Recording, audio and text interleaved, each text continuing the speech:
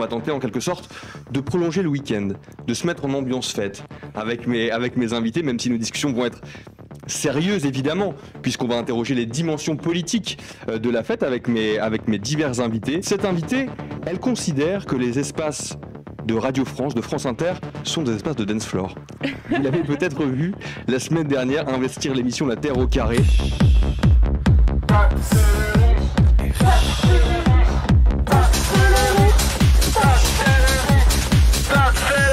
MC, tu es activiste sur les réseaux sociaux et militante également dans la vraie vie, notamment dans les manifestations, puisque l'un de tes slogans avec le collectif Planète Boom Boom, c'est de revendiquer qu'il faut de la teuf dans les manifs et de la manif dans les teufs. Donc tu as évidemment toute ta place aujourd'hui pour te poser cette question, si la fête doit être politique. Nous avons également avec nous un journaliste qui connaît bien les boîtes de nuit. Il les connaît tellement bien qu'il a consacré un dossier il y a quelques semaines dans Libération, entre autres, à propos de l'état de santé de la nuit parisienne. Florian, merci d'être avec nous. Et un recueil de poèmes aussi. Et un recueil de poèmes, c'est vrai, c'est vrai. Tu travailles au service mode de vie de Libération. Et puis avec nous également, à tes côtés, Laure Togola, qui connaît également très bien le monde de la nuit parisien entre autres, car tu es programmatrice de la salle de concert de la Boule Noire, tu es également membre du collectif Réinventer la nuit et Au-delà du club, on aura l'occasion d'en parler parce que ces collectifs aussi militent ou en tout cas revendiquent des aspirations politiques dans le monde de la nuit, notamment pour le rendre plus inclusif. Et alors d'abord, pour commencer un petit peu ces échanges, j'aimerais avoir votre définition finalement de la fête ou plutôt des fêtes, parce que c'est quand même un aspect important quand on parle de la fête est-elle politique, ça sous-entendrait qu'il y a un type de fête, alors que on peut quand même aussi s'interroger sur les points communs que peuvent avoir une fête, une rave party dans un hangar désaffecté et une fête dans une grosse boîte parisienne à 30 € l'entrée. Et donc j'aimerais déjà savoir ce que vous en pensez. Peut-être Florian pour commencer, est-ce que voilà, pour toi il y a une fête, des fêtes et quelle distinction on peut en faire ? Je pense qu'effectivement, c'est un préalable à la discussion. Si on parle de la dimension politique de la fête, c'est de définir de quelle fête on parle. Déjà, on peut s'arrêter à la fête qui se fait telle qu'elle se fait depuis 50 ans. Et pas trop avant. Et puis ensuite, effectivement, distinguer ce qui relèverait d'une fête commerciale, ou la fête aussi comme une marchandise, tout simplement. Des fêtes populaires, questionner ce qui peut être politique dans certaines formes de fêtes telles que le carnaval, par exemple. Et puis les fêtes électroniques telles qu'elles ont émergé aussi depuis la fin des années 80, début 90, avec le mouvement rave aux États-Unis au Royaume-Uni et un peu ailleurs en Europe aussi, en Belgique notamment, et puis en France par la suite. Et à partir de là, regarder un petit peu tout ce qui s'est passé aussi avec l'émergence, la fête aussi émerge dans des communautés marginalisées, notamment différentes communautés gays, que ce soit aux États-Unis ou en Europe, donc comme espace refuge, espace donc subversif pour d'autres, et donc à partir de là, considérer que la fête dont on risque de parler ici, dont on va parler ici, c'est une partie seulement de ce qu'on va appeler la fête. Elle est plutôt alternative ou underground, enfin, c'est l'adjectif qu'on veut. Elle se réinvente et se renouvelle, ou pas forcément. Et elle est vectrice elle porte des messages, elle porte des discours, elle est espace de liberté, échappatoire, mais on peut aussi questionner le fait que l'échappatoire est-il tout le temps politique ? Enfin bon, bref. Ouais. Voilà comment moi je définis. Ce serait une bonne question. Je salue d'ailleurs également dans le chat des gens qui nous suivent de Toulouse, de Bruxelles, de Paris. Vous pouvez nous indiquer dans le chat comment se portent vos villes en termes de fêtes, avec déjà une question brûlante dans le chat. Les férias, c'est de gauche ou de droite ? On aura l'occasion d'y répondre. Mais avant ça, j'aimerais bien connaître la définition de Laure, de la fête, des fêtes. Comment est-ce que toi, tu en parlerais finalement comme ça ? Je pense qu'on peut forcément partir de l'espace nocturne, parler de l'espace nocturne, même si aujourd'hui les fêtes dépassent complètement la période de la nuit seulement. Il y a quand même quelque chose qui est très associé à la nuit et à ce qui se passe en fait hors du moment du travail, hors de nos périodes d'activité un peu normalisées au sein d'une société du jour, capitaliste, etc. Et donc il y a ce qui va être un tiers moment entre l'espace intime, l'espace de travail et ce qui reste comme espace donc de disposé pour faire pour se sociabiliser, rencontrer de nouvelles personnes, accéder à nos loisirs aussi parce qu'il y a vraiment un fort lien avec la musique dans la fête. Donc, je dirais que moi, dans mes différentes pratiques, dans mes différentes casquettes que tu as mentionnées au début, il y a cette idée qu'en fait, la démarche de faire la fête, c'est une démarche en soi, qui ensuite peut prendre racine dans tous ces espaces que Florian a décrits avant, qui soient commerciaux, plus underground, plus familiaux, plus des fêtes de village ou des carnavals, mais que c'est cette démarche qui nous intéresse dans nos pratiques de recherche, notamment avec Au-delà du club, la démarche d'aller vouloir se retrouver avec de la musique, pouvoir danser et pouvoir accéder à un tiers moment où on peut créer des liens qui n'ont rien à voir avec notre parcours social, on va dire, un petit peu capitaliste. Est-ce que, parce que moi aussi, au départ, quand je posais la question, je me demandais s'il y avait des points communs entre une rave party, par exemple, et une fête dans une boîte de nuit un peu plus encadrée. Mais est-ce qu'on peut considérer aussi que la fête, elle peut se déclencher partout et à tout moment, MC ? Oui, complètement. Pour moi, en fait, quand on parle de la fête, pour moi, l'élément un peu liant, c'est vraiment la dimension collective. Et en fait, on fait quand même souvent la fête ensemble. On peut la faire tout seul, pourquoi pas, mais c'est quand même plus sympa quand on est plusieurs. Et donc, c'est vraiment cette dimension collective. Et c'est ça qui la raccroche pour moi au politique, parce que le politique, c'est rien d'autre que comment on décide collectivement de s'organiser ensemble, comment on fait société, comment on décide de s'organiser. Et donc en ça, la fête qui elle aussi permet de recréer des liens sociaux, eh bien ça nous raccroche à la politique par ce biais-là, quoi. Et donc oui, on peut faire la fête un peu partout. Il y a plein de manières de faire la fête. On parle beaucoup de fêtes nocturnes parce que c'est ce qui vient en premier à l'esprit, mais on peut aussi imaginer des fêtes d'après-midi, des fêtes du matin, et puis aussi de vivre la vie comme une fête qui est aussi un espace où on ne se résigne pas. Et on aura peut-être l'occasion de creuser ça après. Ouais. Et donc je le disais au départ aussi, quand je te présentais, Mathilde, que toi tu revendiquais aussi cet aspect de mettre de la politique dans les fêtes, notamment et plus particulièrement dans les manifestations, par exemple, c'est comme ça que tu t'es fait connaître sur les réseaux sociaux. Pourquoi est-ce que c'est important justement pour toi de pouvoir mettre de la dimension politique et de revendiquer des messages à travers comme ça des espaces festifs, et en tout cas d'allier le côté festif, musique et message politique? Ouais, bah là du coup je vais parler avec ma casquette d'activiste. En fait moi je suis active dans des mouvements sociaux, notamment écologistes et féministes depuis 2018-2019, et il y a vraiment des questions lancinantes qu'on porte en tant que militante, c'est de se dire en fait comment on arrive à élargir le cercle de personnes déjà convaincues et de toucher des nouvelles personnes, et comment aussi on propose à des gens des portes d'entrée dans l'action qui soient peut-être qui fassent pas peur au départ, ou qui soient entraînantes, qui créent du désir aussi chez les gens.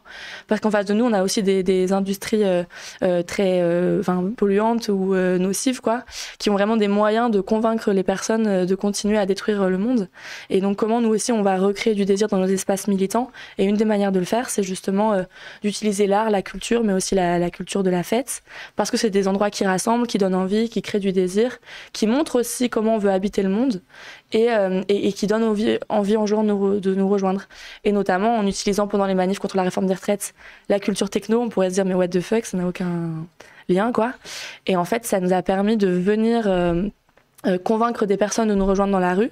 Et une fois dans la rue, devant le char, même si ça ressemblait au départ peut-être qu'ils étaient venus uniquement pour danser, et ben en fait ils sont exposés à un discours politique parce qu'ils tournent la tête, ils voient des pancartes partout. Faut pas que je tourne la tête parce que sinon on m'entendra plus au micro, mais imaginez que je tourne la tête comme ça. Donc ils tournent la tête, ils voient des discours politiques, et puis aussi sur le char, donc il y a de la musique, il y a de la danse, il y a des slogans, et en fait à un moment, bim, il y a un syndicaliste qui se ramène et qui va expliquer pourquoi on est là aujourd'hui. Donc les gens sont pris en otage dans notre cortège et ils sont exposés à un discours politique, et ils le font en fait, et ils se rendent compte que la manif ça peut aussi être ça, et c'est comme on a envie qu'elle soit, quoi. Après, si on reprend par exemple aussi l'histoire des Prides, c'est-à-dire que au départ les militants gays, trans essaient de s'intégrer dans les années 70, en France en tout cas, dans les cortèges syndicaux du 1er mai, revendiquent une forme de folie, d'exubérance, etc., qui est rejetée à l'époque par la CGT notamment, etc.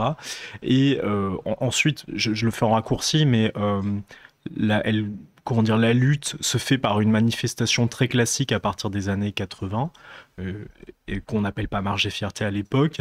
Et c'est à partir des années 90 qu'on a vraiment une dimension avec des camions, des chars qui arrivent dans les défilés, notamment au moment où la crise du sida est aussi extrêmement forte. Et c'est notamment autour des chars d'ACT UP aussi, donc collectif d'activistes anti-sida extrêmement important à l'époque, qui revendiquent une action très radicale avec des actions qui créent des images médiatiques très fortes. Il faut savoir qu'à ce moment-là, la fête est aussi pour des gens qui meurent un moyen, un refuge, vraiment, un moyen d'oublier à très court terme ce qui est en train de se passer collectivement, et donc aussi une façon de survivre et d'exister. Enfin, le slogan d'ACT UP, c'est danser égale vie, hein, sur les t-shirts. Et donc en fait, là, on a une jonction entre ce qui est la fête comme instrument outil de résistance et de survie, et l'action politique de manifester. Alors après, il y a toutes les critiques qui ont émergé ensuite liées à la question d'une marche des fiertés qui serait commerciale du fait de l'omniprésence de la fête par rapport au discours politique qui s'y exprime. Mais ce débat, il existe, il n'a pas été tranché, etc. Mais il est intéressant, et je trouve que en fait, la filiation aussi dans ce défilé politique-là, elle est intéressante pour questionner la fête est-elle politique en fait. En fait, oui. Ou la façon dont on l'utilise, en tout cas, dit qu'elle l'est ou pas. Mais après, c'est vrai que même si on remonte encore un petit peu plus tôt, le berceau des musiques électroniques était déjà des espaces relativement politisés, parce que des espaces appartenant et créés par des minorités et des personnes minorisées aux États-Unis, noires, latinas et latinos, précarisés pour la plupart, qui ont en fait bâti cette culture électronique à partir d'espaces de soins communautaires, et d'espaces qui étaient les deux faces d'une même pièce, qui étaient la violence subie et la lutte de terrain pour ses droits, et les espaces où on pouvait se rejoindre et partager ensemble, danser, créer musicalement et s'exprimer. Donc je pense que oui, déjà la culture électronique et les discothèques sont nées dans un espace qui était sensiblement politique. Les dimensions politiques aussi sur laquelle tu travailles toi aussi, Laure, c'est justement de rendre les milieux festifs plus inclusifs et plus festifs. Qu'est-ce qui a déclenché toi cet engagement et cette volonté de travailler sur ces aspects-là plutôt du milieu festif? Une bonne question. Ça fait très longtemps que je travaille dessus. J'ai commencé à travailler dessus quand j'étais lors de mes études déjà à Bordeaux, et en fait parce que c'était une époque entre 2010 et 2015 où les espaces de fête fermaient à Bordeaux à la chaîne, et il y avait cette volonté en fait politique municipale de se faire cesser les nuisances sonores la nuit, rendre Bordeaux beaucoup plus bourgeoise, parce que on voit son visage aujourd'hui, hein. C'est devenu une ville qui est très bourgeoise, qui est très blanche et qui est très clean en fait d'un point de vue politique de droite. Et en fait j'étais en plein dans mes études pendant ce moment-là, et donc j'ai décidé de faire mon mémoire de fin de master sur la vie nocturne avec le cas spécifique de Bordeaux, et de comprendre en fait qu'est-ce que la vie nocturne permettait en termes de rencontres sociales et artistiques. Et donc j'ai été à la rencontre de plein d'acteurs et plein d'actrices, et réalisé vraiment de terrain, et j'étais pas encore sur tout ce que j'ai construit depuis, c'était il y a 10 ans, mais donc j'étais pas encore dans une compréhension de toute cette histoire, mais j'étais juste dans un constat. En fait, ces espaces nocturnes, parce que j'adorais faire la fête déjà, permettent des rencontres et des espaces de création qui sont uniques et qu'on ne retrouve pas ailleurs. Et donc c'était un peu questionner quels sont ces espaces, qu'est-ce que ça permet la nuit que ne permettraient pas d'autres espaces culturels, par exemple donc les clubs, les bars, etc.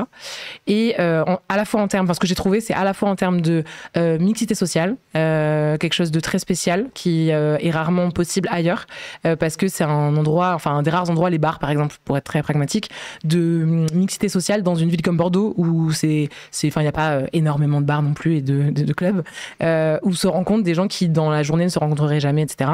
Et cet espace aussi de liberté, parce que on sort des normes que nous impose la journée.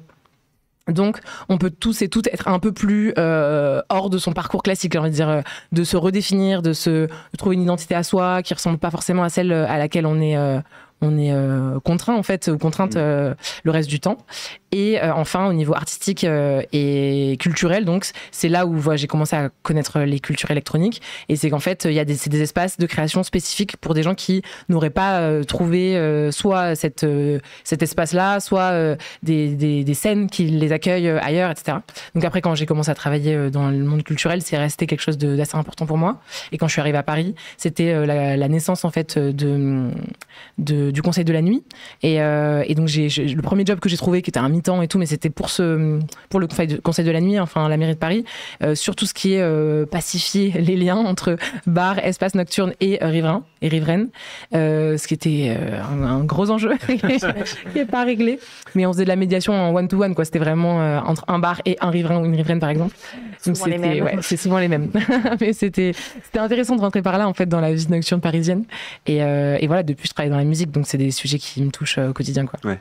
Moi, j'ai envie aussi de rebondir là quand tu parles de la possibilité, grâce au fait de sortir un peu des normes imposées. Ça me fait penser à quelque chose que je trouvais très intéressant dans le livre d'Arnaud Hidlon que je mentionnais en début de discussion. Il explique que voilà, les fêtes, elles sont parfois aussi des endroits de liberté factice où en fait on nous fait croire qu'on est dans un espace de liberté, mais qu'en fait tout est organisé pour qu'on ait des comportements très normés.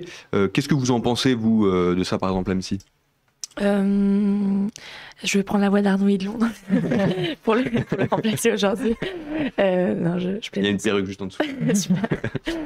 C'est le truc que je touche depuis tout à l'heure. Non, mais attends, tu peux répéter ta question parce que du coup j'ai fait des blagues. Sur le côté liberté factice parfois des fêtes et notamment des espaces qui sont, c'est vrai, un peu brandés comme des grands espaces de fêtes libres, mais qui en fait sont très bien organisés pour qu'on reste dans des normes très, très précises, quoi, finalement, très cadrées. Complètement. Je pense qu'il y a aussi un besoin du système capitaliste de sans cesse s'approprier justement les critiques qui lui sont faites pour les absorber et en faire des nouveaux outils, cette fois-ci déversés dans l'économie marchande, et pour capitaliser dessus et produire de l'argent, quoi, comme ce que le système capitaliste fait régulièrement, enfin même tout le temps, quoi. C'est son mode d'existence. Et du coup, le milieu de la fête ne fait pas exception. Et d'ailleurs, pour parler d'un sujet d'actualité un peu chaude, il y a cette proposition de loi qui, me semble, a été déjà adoptée au Sénat et qui devrait arriver à l'Assemblée, ou en tout cas, qui est quelque part dans le parcours législatif, qui vise à interdire les rave parties, qui sont... Elle a été juste déposée, je crois. Elle a été déposée, c'est ça. Ouais. Par les députés Horizon. Par des députés Horizon, c'est ça, c'est donc porté par la droite, qui vise donc à interdire les rave parties. Et on voit bien en fait comment le système tente justement de vouloir constamment maîtriser, encadrer le milieu de la fête quand il est bien inscrit dans le système capitaliste et que, par exemple, c'est payant à l'entrée, c'est dans des clubs ou dans des espaces qui sont propres, qui respectent les normes en vigueur, etc. Et qu'on va respecter tout un tas de choses. Et quand c'est des espaces de fête justement réellement libres qui veulent justement aller questionner, même parfois avec des dimensions politiques, aller questionner notre rapport à la fête, notre rapport au monde, qui portent en leur sein une critique beaucoup plus forte du système, eh bien c'est des espaces qu'on va criminaliser, qu'on va interdire, qu'on va essayer d'empêcher, quoi. Et ce qui est marrant, c'est que j'en parlais avec des chercheurs à la Boule Noire. On a fait une table ronde sur les musiques électroniques et leur pouvoir politique, etc. Et il y avait un chercheur, Samuel Lamontagne, qui disait que ce qui était fort, c'est qu'en plus, dans ces espaces très aseptisés, en tout cas très institutionnalisés, il y a vraiment un fantasme de la fête underground, de la fête qui est donc des raves et de toutes les fêtes spontanées et hors cadre que tu as citées. Et donc, on va prendre les normes, le décor, les codes en fait de ces fêtes underground pour vendre un ticket à 30 € à des personnes qui n'ont jamais vraiment réellement eu accès à ces espaces, en comment dire, le lessivant de toute sa partie politique et de sa partie vraiment contestataire, où il y a des messages et des valeurs aussi qui sont partagées, qui sont souvent celles de personnes minorisées. Donc c'est peut-être là où se passe la capitalisation des fêtes. Moi, j'ajouterais une dimension, c'est que même si elle est peut-être plus permissive, la nuit ou les espaces de fête, la nuit ou la fête, ceci dit, effectivement, elle est aussi le reflet de la société et des mécanismes de domination qui s'y exercent et donc des potentielles discriminations qui peuvent exister avec effectivement déjà un droit d'entrée à payer qui fait que la fête en fait est restreinte en termes sociaux. Par ailleurs, je sais que encore ces dernières années, il y a eu des testings de SOS Racisme, par exemple, dans des boîtes des Champs-Élysées, qui montraient que des personnes noires ne pouvaient pas y rentrer avec derrière en fait une discrimination raciste à l'entrée. Les espaces de fête, même dans des espaces underground, sont des espaces où il y a encore, malgré les tentatives des violences sexuelles et sexistes, enfin en tout cas le combat qui a émergé ces dernières années pour tenter d'y mettre fin, d'autres types de discrimination. Quand on est queer, PD, lesbienne, on ne va pas forcément dans les mêmes fêtes que des espaces de fête straight ou hétéro. Donc en fait, la nuit, elle est le reflet de ça, donc elle ne s'exprime pas une liberté absolue. La liberté, elle est toujours relationnelle, en regard en fait de là où on va aller. Et effectivement, peut-être que les espaces les plus libres sont les espaces les moins normés, ou peut-être est-ce dans la fête queer par exemple qu'on retrouve le maximum de liberté, je sais pas, parce que s'y reproduisent aussi deux types de violences et de temps en temps de discrimination. Mais totalement, c'est vrai que du coup l'initiative Réinventer la nuit, dont tu as parlé en introduction, qui s'est construite dans l'idée de visibiliser les violences, les parcours et les violences subies par les personnes qui travaillent dans le milieu de la nuit, donc personnes minorisées. Donc de base, ça a été surtout partagé et signé par des DJ, donc des DJ femmes et minorités de genre, et qui nous a montré à toutes, et enfin les initiatives étaient portées par des DJ qui critiquaient en fait leurs conditions de travail dans des espaces, dans des clubs dans lesquels elles étaient mal accueillies, dans lesquels elles subissaient des violences tout au long de leur nuit de travail, de l'arrivée au départ des clubs, etc. Ensuite, ça a été signé, donc rejoint par énormément de DJ dans toute la France. Et enfin, on a donc monté des cercles de parole pour professionnels de l'écosystème festif, donc au-delà des artistes, aussi les professionnels. Et dans ces espaces-là, donc qui ont lieu tous les mois à Paris, qui sont en train un peu de se diffuser sur le territoire. Pour l'instant, c'est que parisien.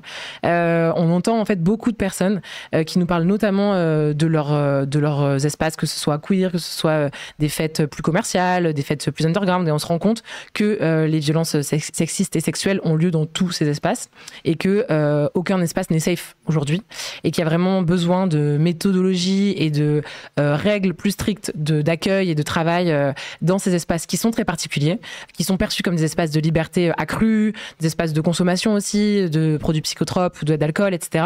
Et dans lesquels, en fait, le travail pour ces personnes minorisées est encore plus dangereux que dans d'autres espaces, en fait, qui seraient plus normés, dans lesquels le code du travail serait plus facilement appliqué, dans lesquels les gens seraient moins désinhibés, etc.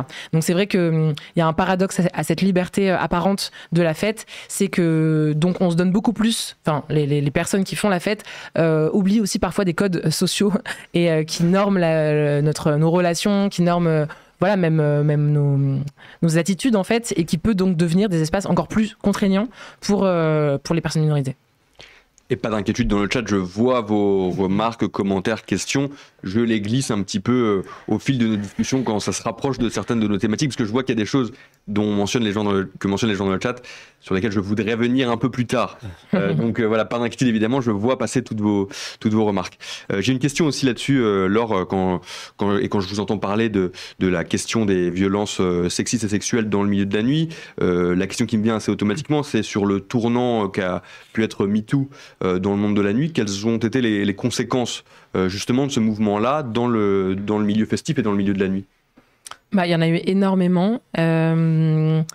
Je dirais donc, du point de vue plutôt structurel, des clubs, etc., il y a eu énormément de fermetures en France parce que ça a été, ils ont pris de plein fouet pardon, je pensais à la période Covid qui pour moi est un autre moment très important. La période MeToo, ça a été plus pour le public.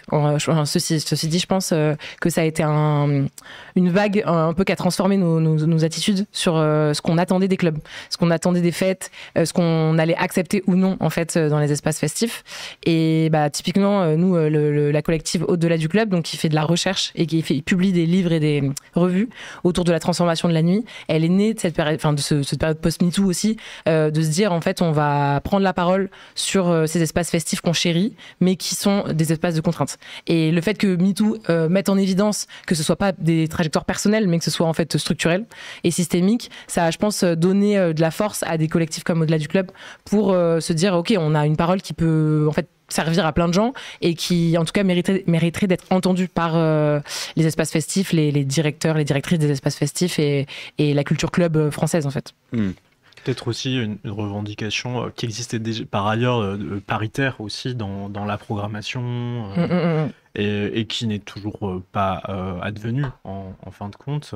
Et je trouve que ça a pris peut-être pour l'avoir suivi un peu avant, ça a pris plus d'ampleur à partir de 2019 et d'autant plus ces dernières années, notamment du fait des initiatives qu'il y a eu de collectifs, que ce soit Réinventer la nuit, Au-delà du club, l'assaut Consentis, etc. Enfin, en tout cas, il y a eu des prises de parole, de tribunes, de DJ femmes ou d'autres minorités de genre qui s'expriment pour dire voilà, on revendique notre place, quoi. Elle est là. Mais je sais pas si c'est si simple parce que en fait.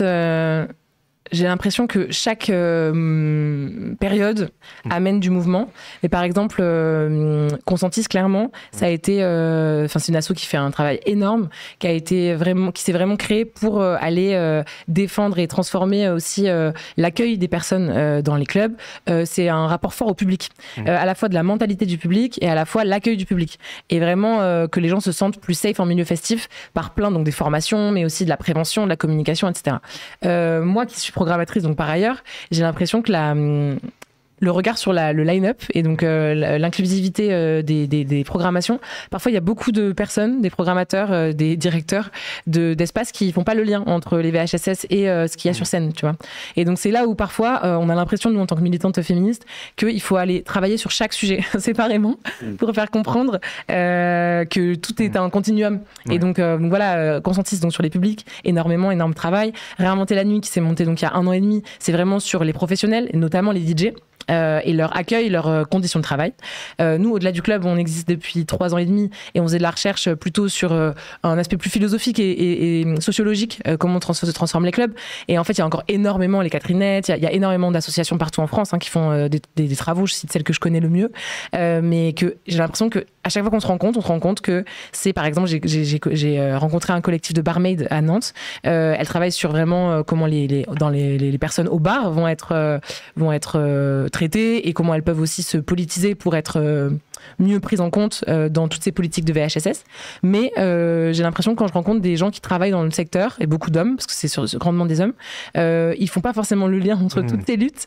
Et puis là, je parle de tout ce qui est minorité de genre, mais il y a aussi tous les autres sujets que tu as mentionnés. Et qu'en fait, il faut encore passer un step de politisation pour comprendre que c'est un continuum, que c'est un système, que c'est intersectionnel, qu'en fait, pour transformer la fête, il va falloir s'adresser à tout, sur tous ces sujets, il va falloir aborder tous ces terrains de lutte, mais j'ai l'impression qu'on doit le faire un par un pour que ce soit clair. Quel est ton regard, toi, justement, MC, là-dessus, en tant que militante féministe et aussi en tant que DJ, parce que du coup, depuis peu, tu as aussi programmé dans des soirées en tant que DJ. Quel regard tu portes là-dessus sur l'inclusivité et la parité aussi, du coup, dans ces milieux-là? C'est vrai que du coup, j'en parle avec pas un énorme background, parce que je commence, quoi, donc je sais pas comment c'était avant. Mais j'ai l'impression que, en fait, je pense que ça dépend aussi vraiment beaucoup des lieux et des espaces où tu te produis, où tu travailles. Moi, ça s'est toujours bien passé, mais vraiment, mon exemple n'est pas un cas d'école. Aussi, je pense que le fait que j'ai une casquette militante et que j'ai aussi un peu de visibilité, potentiellement, on va faire attention de me traiter correctement parce qu'on sait que derrière, je peux faire un peu de bruit. Mais sauf que tout le monde doit être traité correctement, quoi. Voilà. Mais on voit aussi, parce que quand vous parliez de la parité par exemple, on voit dans des festivals même hyper populaires encore, là, qu'au niveau de la programmation, on a l'impression qu'il y a encore un énorme souci quand même de... Je pense aux Ardentes, je sais pas si on peut les citer. On a le droit de citer. Oui, bien sûr, tu es libre, tu te débrouilleras avec eux ensuite. Ouais, de toute façon. Non, mais vous êtes aussi, vous avez l'impression qu'il y a encore un problème par rapport à ça. Est-ce qu'on va quand même dans le bon sens ou...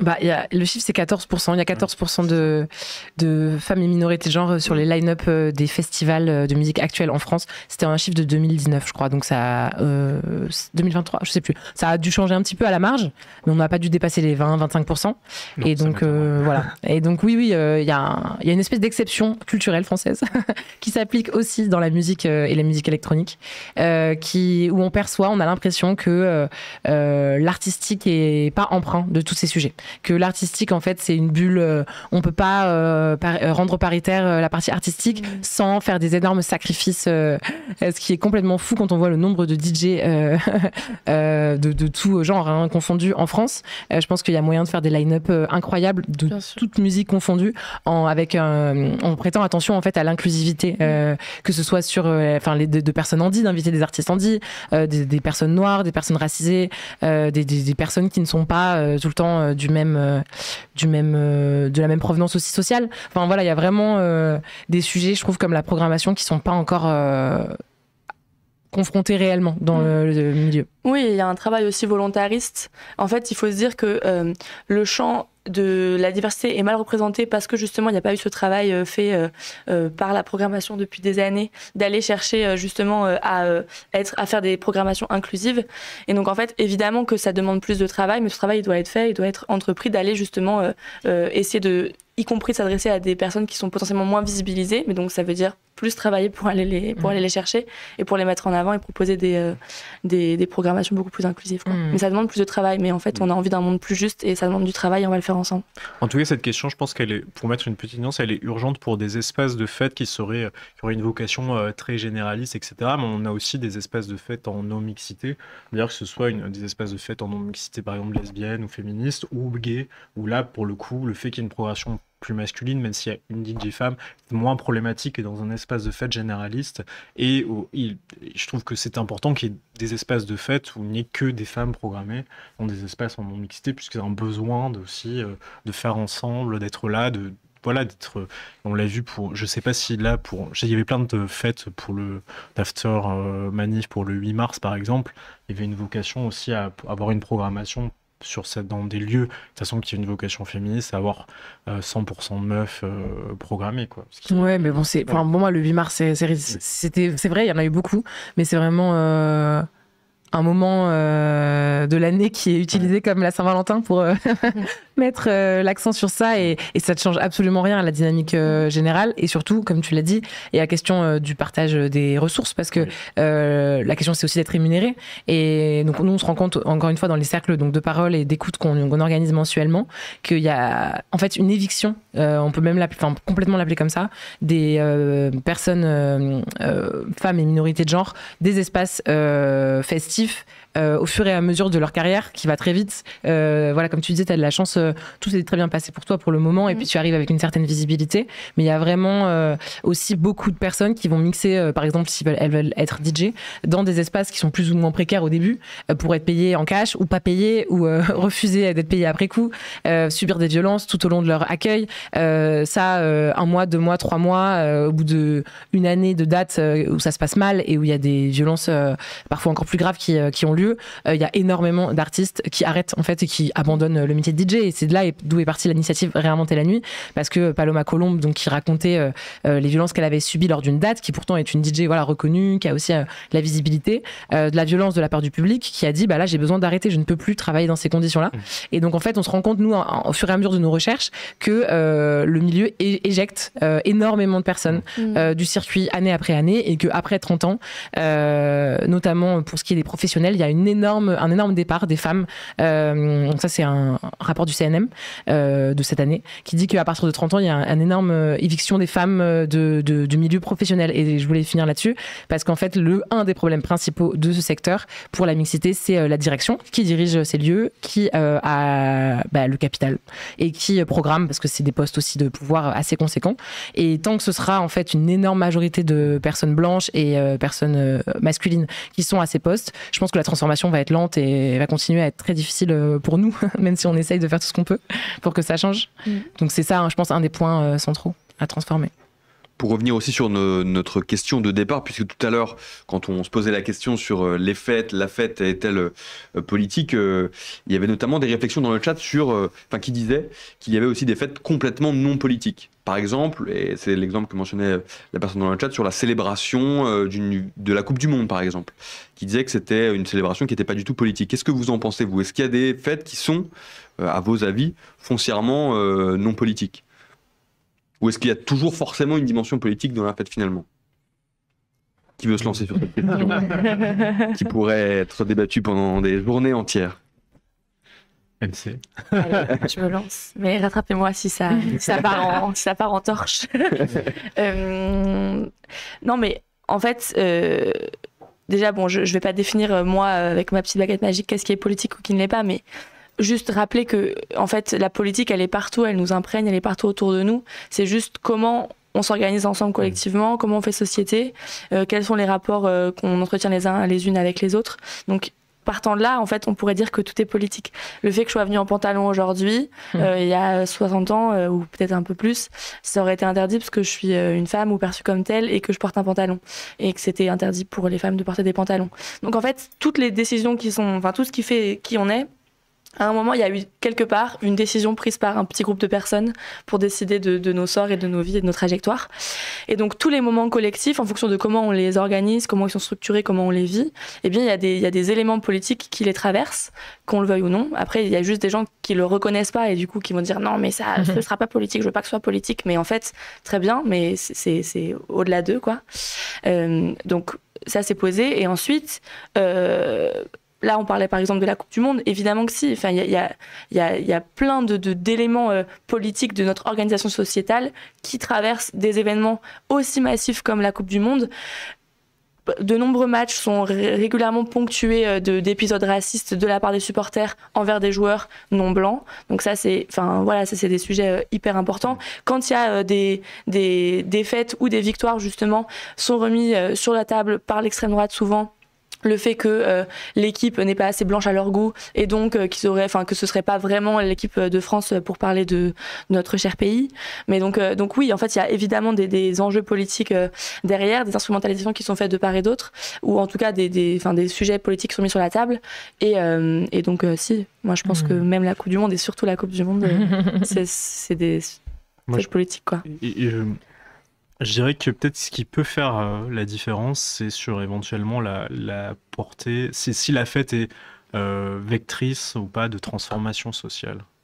C'est-à-dire que au-delà de si on reprend 98, etc., la célébration, c'était ce moment de la célébration, la France, Black, Blanc, Beurre, etc., mais chose qui n'a pas résisté en fait, ou très peu au temps.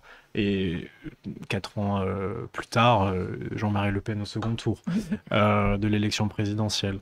En revanche, les espèces de fêtes dont on parlait ont en tout cas peut-être dans leur gène ou leur ADN une volonté aussi de, peut-être aussi même inconsciente, de transformer la société quand on parle des lieux de fête de communautés marginalisées. L'idée est de se retrouver déjà pour être ensemble et pour se trouver un espace à soi qui permette d'exister. Mais ensuite, c'est un point de départ, on va dire, émancipateur pour dire on existe, nous sommes là et nous pouvons ensuite changer le monde pour revendiquer plus généralement notre place dans la société. Donc je pense que c'est peut-être là la différence qu'on pourrait faire entre un événement aussi important qui réunit des dizaines de millions de personnes et peut-être des fêtes certes qui sont très minoritaires, mais qui vont là une portée qui est quand même, je trouve, sur le long terme, plus importante. Moi, il y a quelque chose que j'ai beaucoup aimé aussi dans l'analyse d'Arnaud Hidlon dans son livre Boom Business Floor qui m'a beaucoup plu, c'est que il parle notamment du caractère aussi improductif de la fête. Et que du coup, finalement, en faisant la fête, on pouvait participer d'une certaine manière à résister au système capitaliste. Je me suis dit, cette version me plaît. Ça veut dire que d'une certaine façon, quand je vais en teuf jusqu'à 6h du matin, je suis un petit peu en train de faire de la résistance. Finalement, qu'est-ce que vous en pensez, vous, de cette analyse-là aussi Ou est-ce que c'est un peu se raconter des histoires? Oui, non, complètement. Moi, un truc qui m'a énormément marqué, c'est... bon, alors déjà, la fête, pour plein de gens, c'est un espace de travail. Donc, eux, ils sont en train de travailler. Et par exemple, moi, je sais pas, même quand je me fais parfois taxer de clown, genre, mais savez-vous que c'est un travail? Il y a des gens qui sont clowns de profession. Donc, en fait, non, mais je veux dire, voilà. Donc, il y a, les métiers de la fête et de la nuit ou du spectacle sont des métiers, quoi. Donc, voilà. Mais ensuite, il y a la question aussi de qu'est-ce qu'on fait de nos corps dans les espaces où on n'est pas en train de participer à la production marchande. Et moi, j'étais vraiment étonnée de quand j'ai eu justement cette vidéo de danse qui a beaucoup circulé en 2023 pendant les manifs contre la réforme des retraites. J'avais plein de critiques de toutes parts, y compris de gens de mon propre camp qui trouvaient que ça desservait la lutte. Mais il y avait aussi des critiques adressées plutôt par, je pense, du coup, des macronistes qui me disaient, mais va travailler, pourquoi tu danses, va travailler.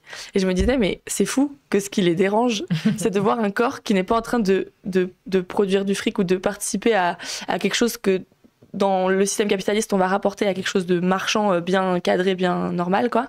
Et là, de voir juste un corps qui n'a pour seule fin que lui-même, qui est en train de poser un geste, alors artistique, je voulais me calmer peut-être un peu, mais en tout cas qui est en train de poser un geste singulier, quoi, et qui porte un message politique, et ben en fait ça dérange, quoi. Ça dérange de fou, et moi ça m'avait vraiment marqué ce truc-là.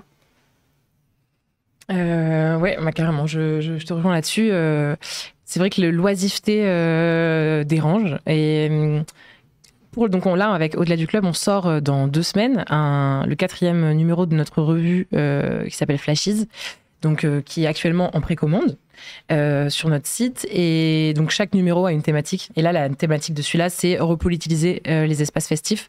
En questionnant en fait la puissance politique des espaces festifs. Donc nous, on en est particulièrement convaincus. On est convaincus que tout est politique, mais on va quand même toujours faire une enquête, questionner des gens et essayer de comprendre de quelle manière ça peut l'être et quel impact ça peut avoir pour chaque personne. Et donc il y a un article de ce numéro qui est sur les rave parties et en fait l'héritage en termes de valeurs et en termes de conception aussi de la fête que nous ont apporté les rave parties en France. On veut pas fantasmer cette époque. On est évidemment dans toujours une critique féministe intersectionnelle de nos objets, donc la rave party passe aussi au crible de ce regard féministe. Mais on a questionné des personnes, et je pense à la parole de Fanny Corral, qui était une ancienne, qui est toujours programmatrice, mais qui a travaillé en fait dans énormément de lieux de fêtes à Paris et qui traversait en fait aussi plein de milieux festifs, notamment le milieu lesbien, qui organise aujourd'hui les Dyke Ménopause, donc et qui a vraiment une expérience incroyable, et qui nous disait en fait à cette époque des rêves, il y avait pas, le sujet de l'argent était un peu exclu, ou en tout cas on essayait de l'éviter au maximum. Notamment, par exemple, pour l'entrée, donc la participation aux frais, tu pouvais payer de toutes les manières que tu voulais, ramenant de la bouffe, ramenant des clopes, proposant un projet culturel, et donc ce rapport-là pour essayer de sortir du monde qui était régi par l'argent et qui allait tout de suite exclure certaines, et mettre en évidence ces rapports-là.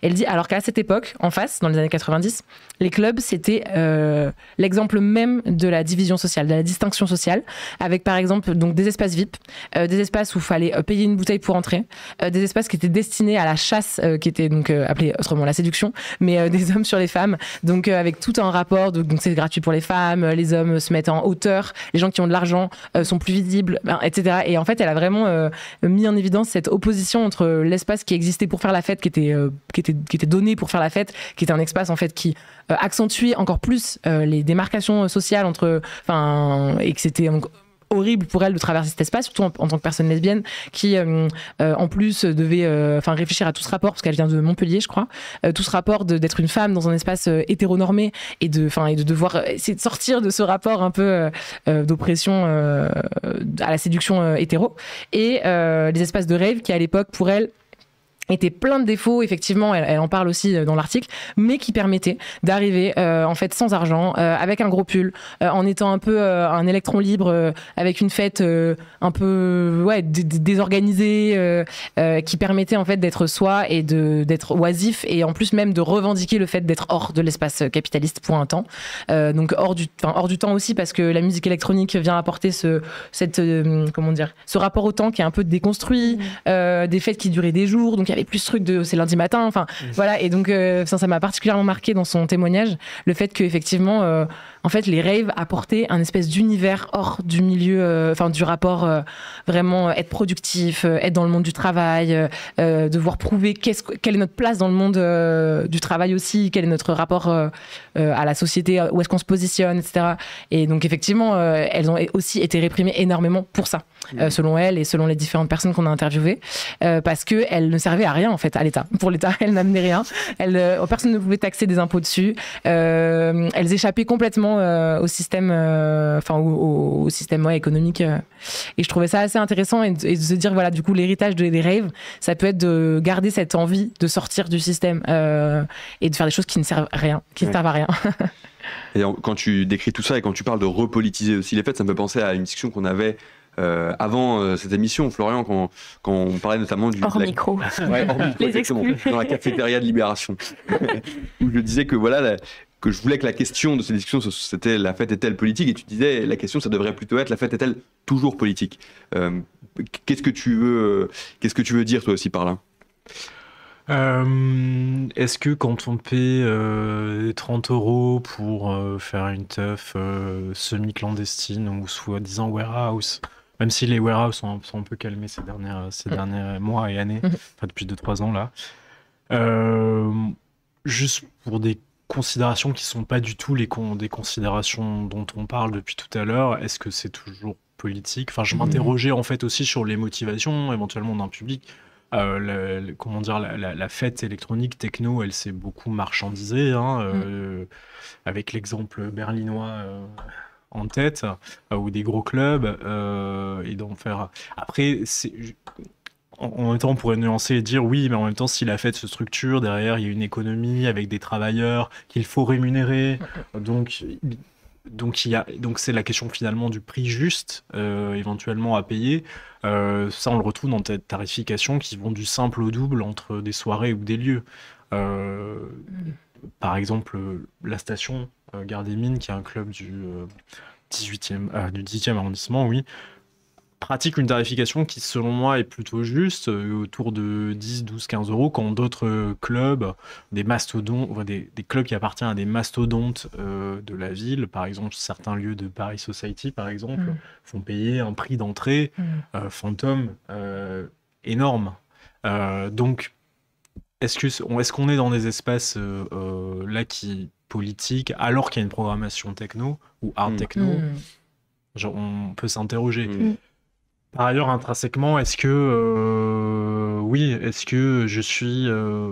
le seul fait de faire la fête un week-end, donc d'être improductif, rend ma position politique, si par ailleurs je ne milite pas, je ne fais rien pour... Il y a la fête consommation, quoi. Oui. Mais je pense que, et nous, on a appelé le numéro conscience de fête, parce qu'on s'est dit, parce qu'on essaie toujours de relativiser, etc., et de surtout pas faire la morale, on s'est dit qu'en fait, le principe, c'était d'être conscient de ce qu'on faisait, d'être conscient de notre trajectoire. Par exemple, ce que tu disais, aller faire la fête dans une warehouse, payer 30 € en banlieue, certainement dans le 93, et repartir partir alors qu'on habite à Paris Centre et contribuer à la gentrification du 93 sans même se poser la question des gens qui sont dans la salle, est-ce qu'il y a des gens du 93 qui sont avec nous en train de faire la fête? Pour moi, il faut être conscient de ça et donc de ce qu'on va amener avec nous en termes de ce qui s'est passé pour l'approche banlieue aujourd'hui et qui va s'étendre, notamment renforcé par les JO. C'est comment en fait on occupe le territoire et comment on partage le territoire, etc. Aller faire la fête sur les champs ou dans un gros club avec des artistes qui sont payés un cachet de 50 000 €, qui excluent à l'entrée, etc. C'est également prendre part à une mécanique en tout cas qui va inclure certaines, etc. Donc pour moi en fait, et pour nous avec Au-delà du club, on se rend compte que toute action en fait va avoir une conséquence et c'est ça auquel on veut revenir. On se dit dans un monde actuel où on déplore notre manque de pouvoir en fait et on déplore aussi la transformation du monde qui part vraiment sur des trajectoires inquiétantes. Je pense qu'on est tous d'accord pour dire ça aujourd'hui ici. En fait, est-ce qu'on peut encore faire des choses sans penser au lendemain, sans penser à ce qu'on est en train de faire et sans penser à ce qu'on est en train de consommer? On le dit déjà pour la nourriture, on le dit déjà pour énormément de choses, notamment du point de vue écologiste. Regardez ce qu'on fait, quel impact ça a, l'impact carbone, ça. Voilà. Et je pense qu'en fait, la fête aujourd'hui doit être entrée dans cette réflexion. Regardez l'impact de chaque fois qu'on fait la fête, mais à la fois l'impact positif, évidemment, la force que ça peut nous apporter, la force que la fête peut apporter au courant politique ou au militantisme, parce que c'est vraiment un espace où on peut repolitiser les gens qui, des fois, sont un peu isolés et dans un rapport toute la semaine de travail. Et le week-end, s'ils vont dans une fête qui est imprégnée de valeurs politiques et que c'est là qu'ils sont à la rencontre d'idées qu'ils n'auraient pas rencontrées dans leur job à la Défense la semaine, très bien. Donc c'est un rapport qu'on peut transformer de la manière qu'on veut. Je veux dire, on n'est pas obligé de se dire maintenant en faisant la fête aussi je dois penser à ce que je consomme et tout, mais de se dire en fait à qui on donne les 30 € déjà, si jamais ça coûte 30 € parce qu'il y a besoin de notre ticket d'entrée, avec qui on fait la fête, qui sont les gens qui ont été refoulés à l'entrée, qui sont les DJ sur scène. Il y a eu ce gros scandale l'an dernier parce qu'il y a un artiste qui est venu en jet privé faire une date à Marseille. Ça a fait parler parce ça a été visibilisé, mais en fait c'est des sujets dont on peut parler à chaque fois, qui sont les DJ sur scène et quel est leur bagage aussi. Là en ce moment avec la guerre à Gaza, il y a eu on a essayé de politiser en tout cas l'espace festif aussi en questionnant les valeurs politiques portées par les DJ, et donc là il y a eu pas mal de questionnements. Est-ce qu'on va toujours jouer au Berghain qui ne prend pas position et qui enlève de son line-up des artistes pro-palestiniens? Donc en fait c'est juste se poser des questions comme on le fait le reste de la semaine, le reste de l'année aussi dans nos espaces festifs, et ne pas seulement l'utiliser comme un espace de défouloir un peu revanche de la semaine, parce que en fait sinon notre argent et notre énergie va servir à des intérêts qu'on connaît pas, quoi. Ouais, mais moi je trouve ça très intéressant et je me demande aussi quel est le rôle qu'on doit jouer. Enfin, moi par exemple qui trouve ça très intéressant et qui je suis très ouvert au fait de me poser ces questions-là et du coup que ça influe sur mes façons de faire la fête et les endroits que je veux occuper comme tu l'expliques. Et en même temps, moi par exemple à titre très personnel, j'ai redécouvert le monde de la nuit à Paris en retrouvant des amis que je connaissais depuis très longtemps mais qui sortent beaucoup à Paris et qui m'ont fait découvrir le monde de la nuit et les espaces de fête.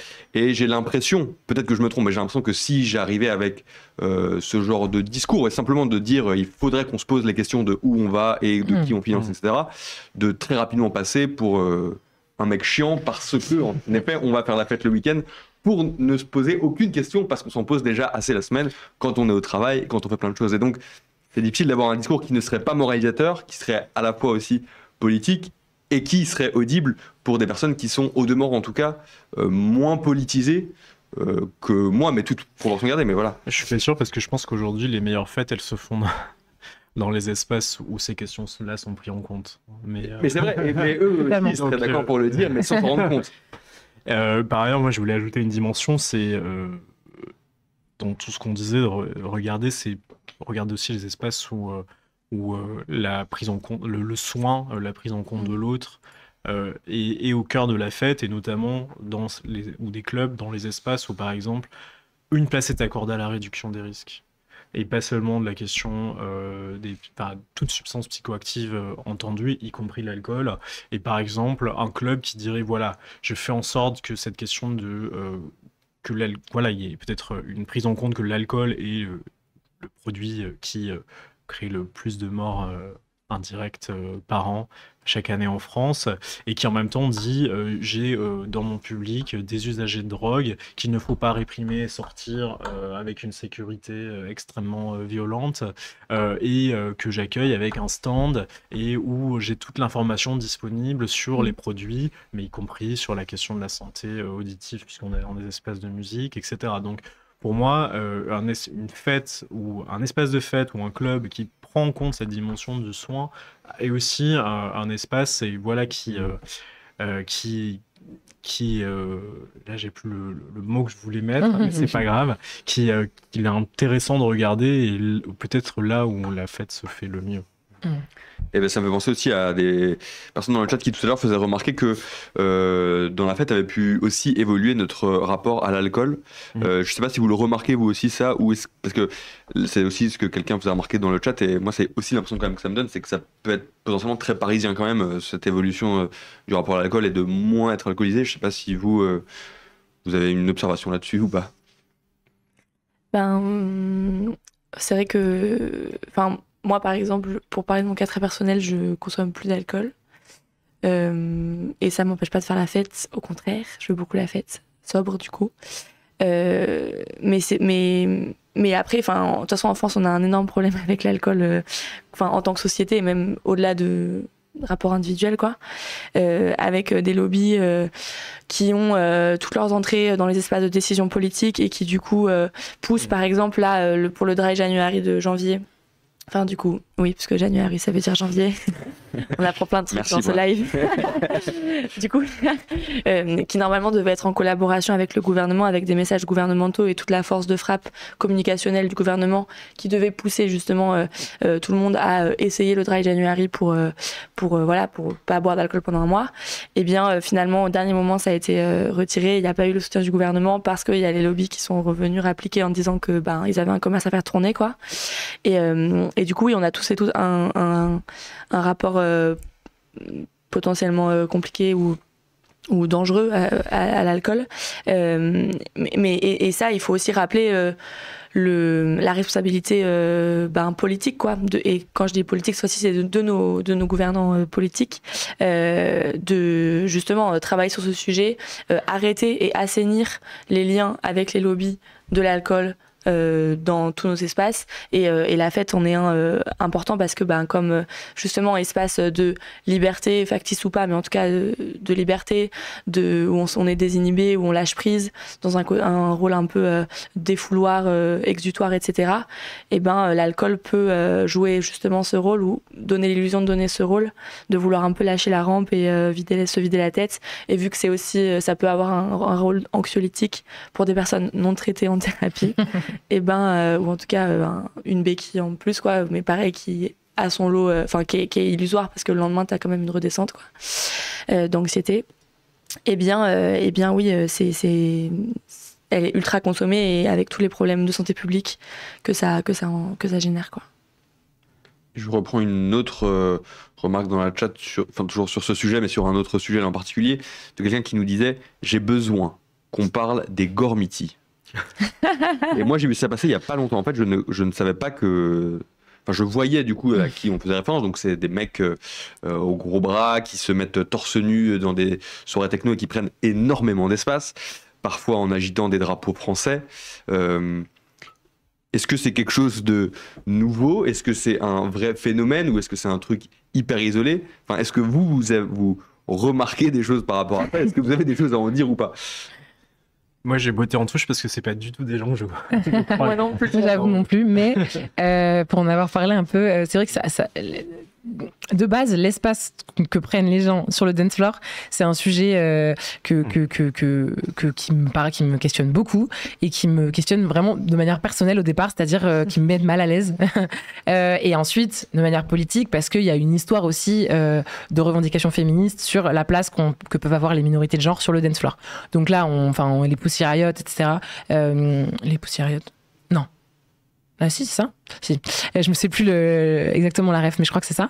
Qui est aux États-Unis dans les concerts de rock disait front row, c'est seulement des femmes. Riot Girls. C'est ça, merci. et donc ça, c'est un truc qui aujourd'hui, pareil, on a interviewé une équipe qui s'appelle Body Language, qui est à Berlin, et qui fait en fait des soirées qui ont vraiment travaillé sur l'espace que prennent chaque personne et sur des préceptes un petit peu qui permettent aussi de faire attention à l'espace qu'on prend soi, parce que ça commence de chaque personne doit se poser la question.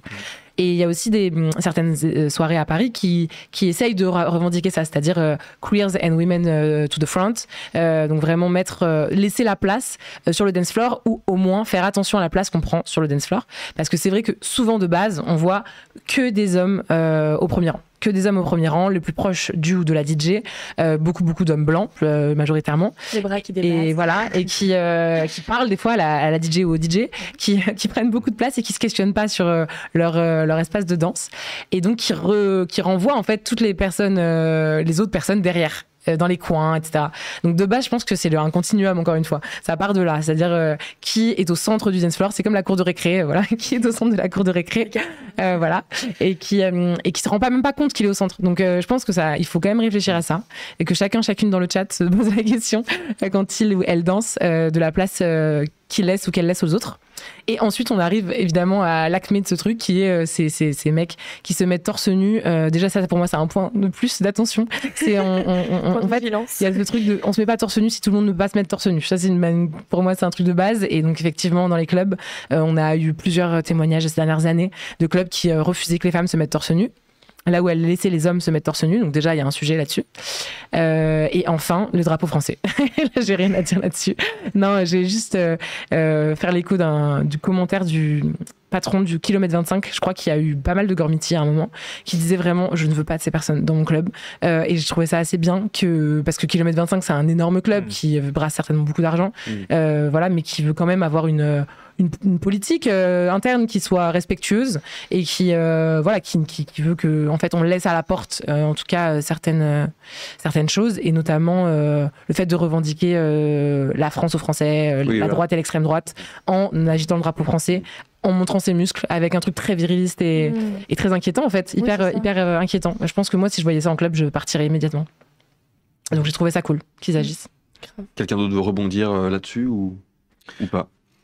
Peut-être que je crains malheureusement que comme 30% des Français votent pour le RN ou pour l'extrême droite, malheureusement ça ressorte aussi dans des espèces de fêtes, parce que la fête électronique, c'est quand même ces 15 dernières années fortement démocratisé. Totalement. Il y avait aussi une question que je voulais vous poser, moi, par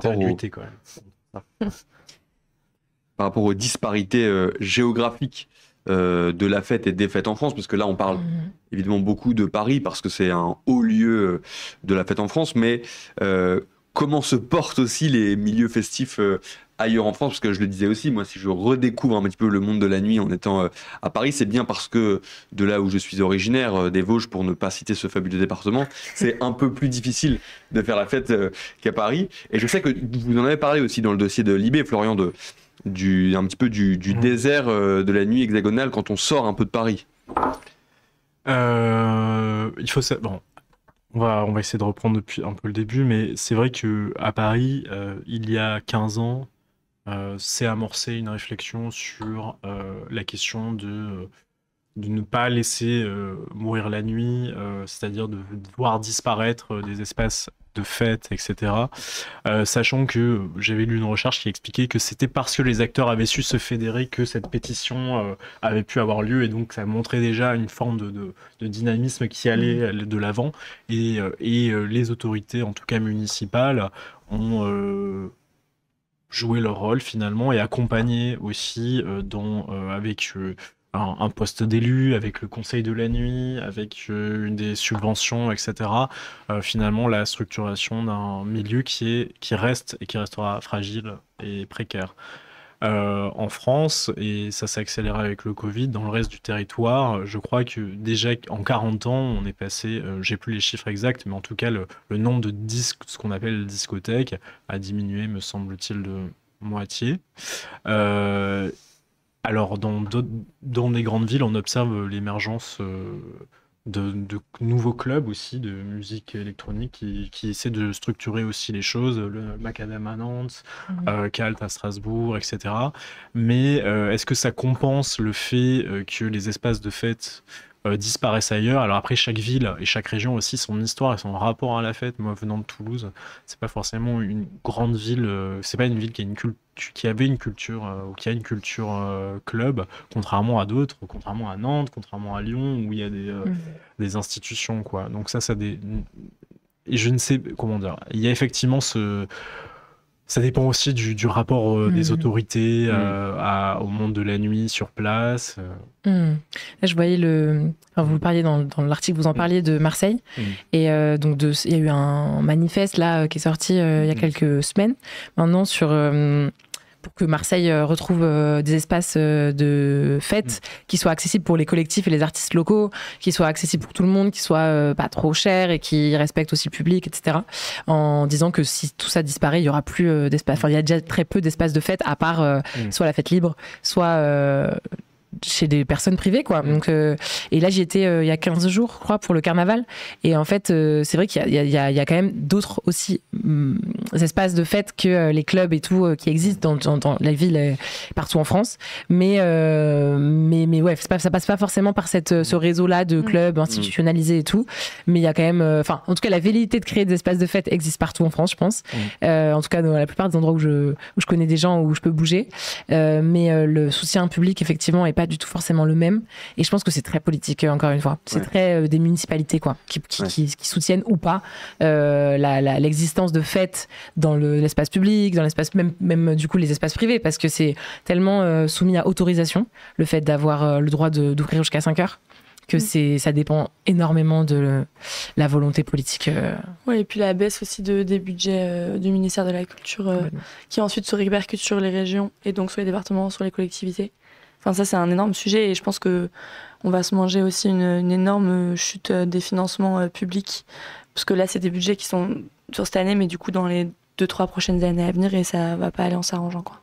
Et pour pallier aussi potentiellement à la fermeture de discothèques, par exemple, dans des plus petites villes en France, comment est-ce qu'on arrive, et est-ce que toi tu arrives, MC aussi, à toucher justement des publics plus de province, en dehors des grandes villes, et d'investir du coup d'autres espaces de fête, comme tu disais, ça peut passer par exemple par les luttes. Ouais, complètement. Bah nous, du coup, avec mon collectif Planète Boom Boom, ce qu'on fait, c'est aussi qu'on réfléchit à comment mettre la fête au service des luttes et des mouvements sociaux divers et variés, et du coup parfois on fait un peu des tournées de soutien aux luttes, et où en fait on réfléchit, parce que tu parlais aussi beaucoup dans la création des musiques électroniques par les populations afrodescendantes, notamment à Détroit, etc. Aussi de ces espaces comme espaces de soins. Et moi, c'est un truc sur lequel je veux beaucoup appuyer aussi, comment la fête est un espace de soins aussi pour des collectifs et des mouvements sociaux et des espaces de lutte. Parce qu'en fait, on pense souvent beaucoup au militantisme ou au fait de s'engager pour une cause en réfléchissant uniquement à comment on obtient tel et tel objectif politique, sans se dire que le collectif, comme tout collectif vivant, quoi, a aussi des besoins, et a besoin qu'on prenne soin de lui pour pouvoir résister et pour tenir dans une lutte qui sont des luttes difficiles, des luttes longues. Tu parlais de la lutte de SIDAction dans les années 90, où on est confronté à des sujets extrêmement difficiles, à la mort, à des choses terribles. Eh bien, le collectif a aussi besoin de soins et d'espace pour pouvoir se régénérer, et qu'on collectivement, on redonne du sens à ce que l'on fait, et on se donne de la force pour pouvoir y retourner le lendemain. Et la fête sert à ça. Et du coup, nous, quand on fait des tournées en soutien aux luttes, et ben en fait, soit on va directement dans les manifestations, on organise des cortèges où en fait, une manif c'est long, ça dure 4-5 heures, parfois ils flottent, t'as parfois des flics aussi qui viennent, qui te balancent du gaz ou qui te chargent, enfin bref, qui t'intimident. Et donc on a besoin de gens qui sont déter de tenir pendant 5 heures avec un mégaphone à se cramer un peu la voix. Et aussi du coup on fait des ateliers créatifs en amont, on essaie de trouver des slogans drôles qui rentrent dans la tête, qui vont aussi créer comme ça un peu des rengaines que les gens vont répéter. On trouve des chorés un peu drôles, des trucs pour juste en fait stimuler et redonner un peu de la force aux gens. Et on le voit aussi comme en fait dans l'activisme tout est important, et la personne qui a fait à manger pour que on puisse tenir le piquet de grève, à ceux qui sont allés un peu plus sur des actions confrontatives de sabotage, ou à celles qui vont réfléchir de manière créative à comment trouver des chants qui vont donner de la force aux autres. Tout le monde a sa place, du coup il y a de la place pour tout le monde, et il y a plein de rôles différents qu'on peut incarner. Et donc là, oui, effectivement, on va aller donner de la force dans des espaces du coup de fêtes un peu pirates un peu partout en France. Je pense à quand il y a eu la mobilisation contre l'autoroute Toulouse-Castres, la 69, où il y avait donc un village un peu un village résistant, mais quand je dis un village, c'est juste des tentes, quoi. À côté d'une ZAD improvisée sur un terrain privé, parce que c'était un mec qui allait se faire exproprier sa ferme parce qu'elle était sur la trajectoire de l'autoroute, qui pour l'instant n'a toujours pas eu lieu. On espère, on croise les doigts.